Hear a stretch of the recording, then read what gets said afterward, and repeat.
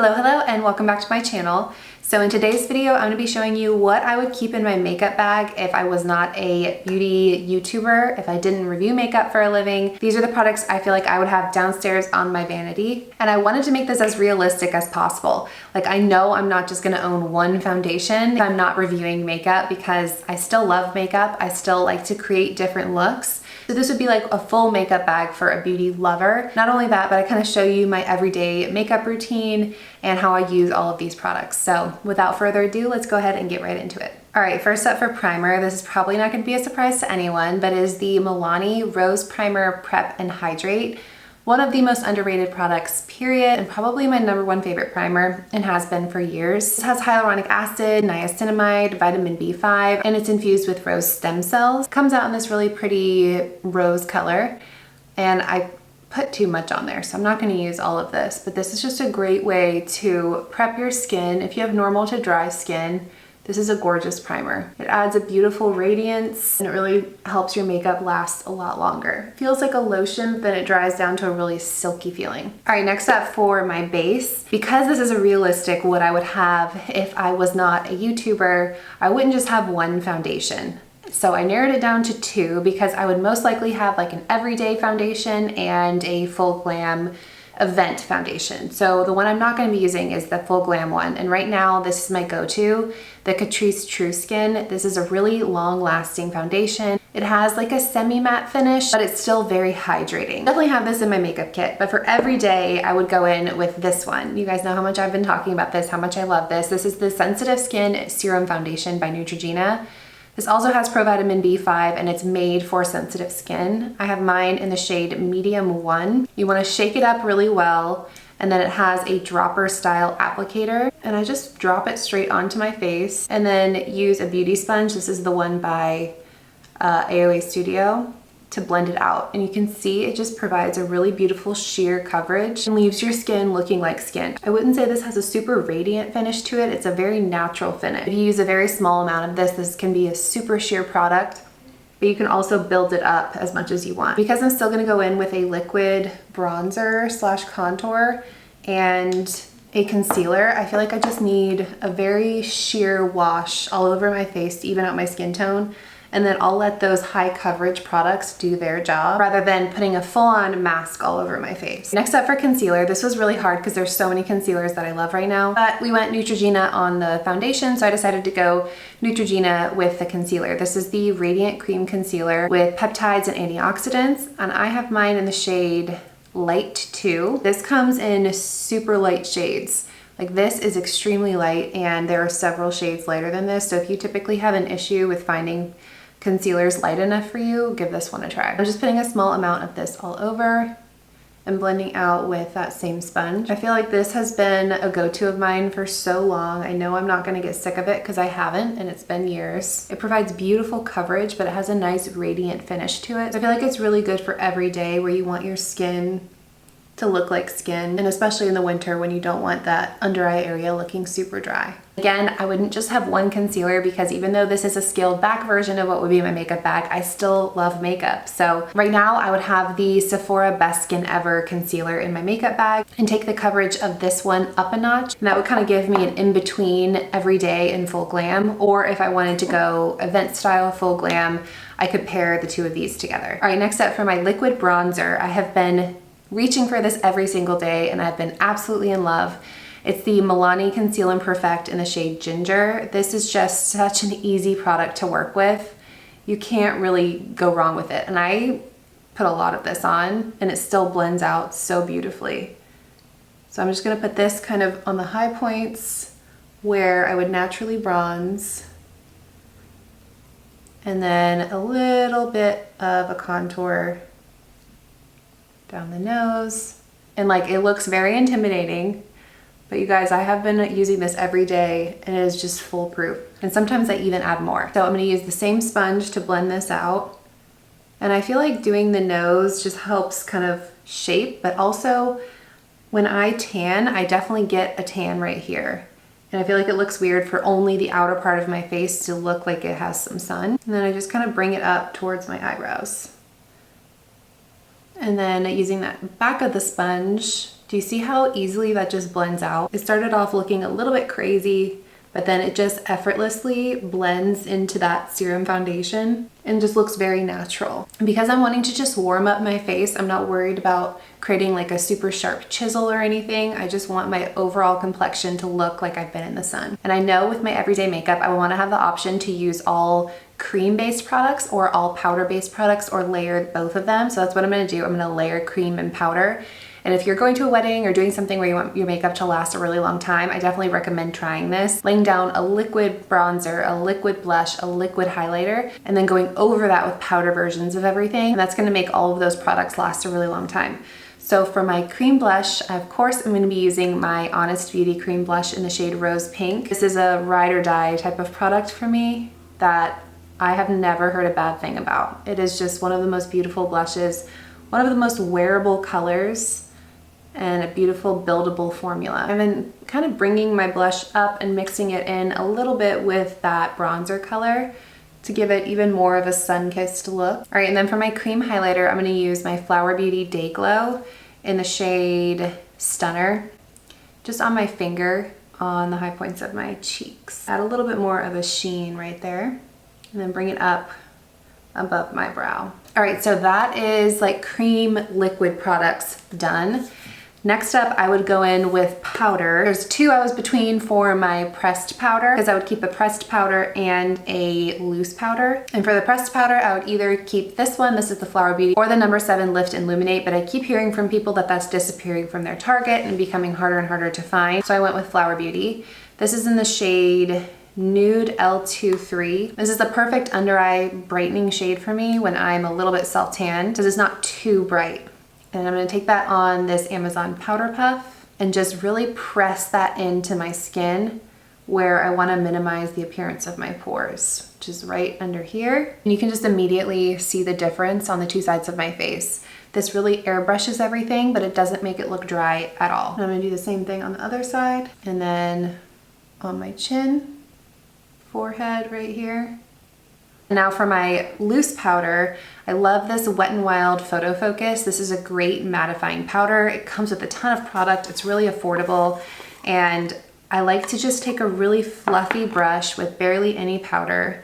This is the brush from the Sephora collection last year. Put a tiny bit on my brush and then just very lightly dust all the parts of my face that I didn't just get with the pressed powder. I find that all of my powder products blend a lot nicer on top of my cheeks if everything has like the same playing field. Now on an everyday basis, I would probably just leave the complexion like this and not go in with more products, but I'm gonna try and show you as many of the products that I would have in my makeup bag as possible. So let's go in with our powder cheek products. Starting with this L'Oreal Infallible. This has become a holy grail of mine. I liked it when I first tried it, but I have grown to love it. It's just like butter. It blends so easily. I have the shade 300, which is light medium, and I'm just placing this right on top of wherever I put that liquid bronzer, just to kind of bring it out and amp it up even more. And for my powder blush, I'm gonna go in with this. This is my Almay Healthy Hue blush. This is called something about peach. It's like So Peachy, I wanna say. And this just has a beautiful soft sheen to it. Very similar to like the Patrick Ta blushes, but a little bit less, almost glittery than those. So I find this to be even more wearable. And again, I'm just gonna bring this up kind of on my temples as well. If I wanted to go with a powder highlight, I think I would have this on hand. And if I wanted to use a powder highlight, this is the one I think I would keep on hand. This is Essence the highlighter in the shade Staggering. Really beautiful, very affordable highlighter. All right, and that is the base done. So at this point, I would go in with my trusty Milani Make It Last. You know this would be in my makeup collection, just to seal everything in. It also just really helps remove that powdery look from all the powder products we just applied and get some of that dewiness back from how it looked before we set it without the risk of all of the product transferring. All right, moving on to brows. This was hard for me because I have a lot of brow products that I love, but I'm going with the one that I've been reaching for the most recently. Almost all of these products I got from downstairs on my makeup vanity where our master bedroom is, and I'm like, okay, well, these are the products that are sitting here. These are the products that I am using every day. That's how I made these decisions. So I chose the Joa Beauty Brow Down to Me. This is just one of the best brow products ever. You can find it at CVS. It's harder to find online, but I have mine in the shade medium brown, and I think ever since I got my hair darkened, I've been reaching for this shade a lot more than like my ashy brown shades. That worked better when my hair was a little bit lighter. So this is a perfect shade, and I just kind of underline my brow, do some upward strokes, and then lightly fill in the rest. Sorry, the lawn people across the street just started, so I apologize if you can hear that.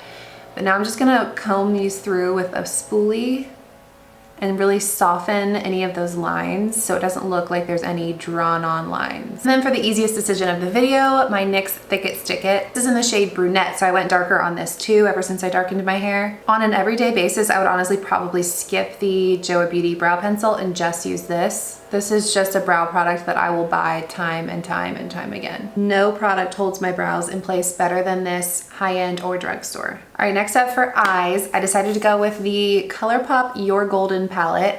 This has been a palette I've loved for a very long time now. I know I've talked about it several times. I like that it's a very neutral palette in a lot of ways, but then there's like these pops of blues and golds to where if you wanted to add some color, you have that option. But mostly it's a very usable neutral palette. You've got the kind of bone colored shadow, matte colors, the best inner corner highlight ever. So many transition color options, and then deepening shades as well. So this just has everything that I need for an eyeshadow palette, no matter what type of look I'm going for. So I'm just gonna start out with that bone colored shadow all over. And then I'm gonna take this shade called Covet right here and put this in my crease. It's a perfect transition color. Ties in really nicely with that bronzer color and just blends seamlessly. By the way, did you guys hear that ColourPop is coming to Target? I feel like that is a huge step for the brand and a huge step for Target. It'll be super nice to be able to find ColourPop in store. And then for my all over lid color, I'm gonna use my most used shade in here, which is this one. It's called Illusion. It's sort of like a taupey color. It's not too warm, which is why I like it. And it's just a beautiful sheen all over the lid. All right, next I'm gonna put that perfect inner corner highlight called Jet Set in my inner corner. You guys can see, look at that pop. And then take that transition color up underneath my eyes as well. And then just a tiny bit of like a deeper brown in the outer corners, just for some added definition. All right, next for eyeliner, I chose both a pencil and a liquid. For the liquid, I have been loving this L'Oreal Infallible liquid liner. It lasts all day, very easy to work with. I like the fact that it has like a little grip on here. It reminds me of like the pencils and pens I used to use in high school. And then for like a waterline, tight lining eyeliner, I chose a pencil, and it's the Milani Stay Put. I've loved this for years. I'm gonna go in with this one today because this is more of like an everyday look, and tight line my upper waterline. And then I'm gonna add just a touch underneath, like right here, and like touching my lower lashes. I like to add some definition here as well. And then use the other side, like the smudger side, to smudge that out. And even kind of bring it upwards a little bit. And now for mascara, I would keep two different mascaras. Number one, you guys already knew this was coming, Milani Anti-Gravity. This is my favorite mascara, hands down. But I would also keep like a tubing mascara, this L'Oreal Waterproof Age Perfect, just for days where I'm gonna be out at an amusement park or somewhere where I cannot have my mascara smudging. But for every day, this Milani is just unmatched.